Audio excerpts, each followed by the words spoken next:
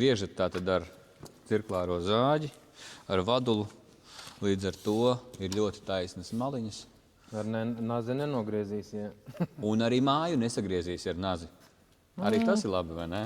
Tas būtu iespējams mazākais, bet, ir smagāks, ir iespējams tur jāpiešaujās montāžā, tajā pašā garināšanā, bet, tajā brīdī, kad tu piešaujies, viss zem rokas, viss. Un, principā, tās darbības tās pašas.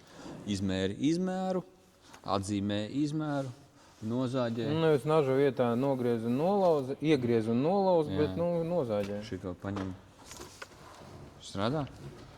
Viņš jānogāž lejā, ja? Viss, gatavs.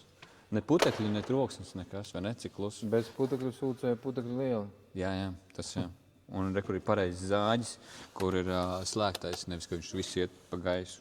Un kas vēl pareizi, ko jūs darat, ja, ka jūs zāģējat virsū uz iepriekšējām plāksnēm, jūs tad putekļi neaiziet uz leju, viņi visi nāk uz augšu uz putekļu sūcēju.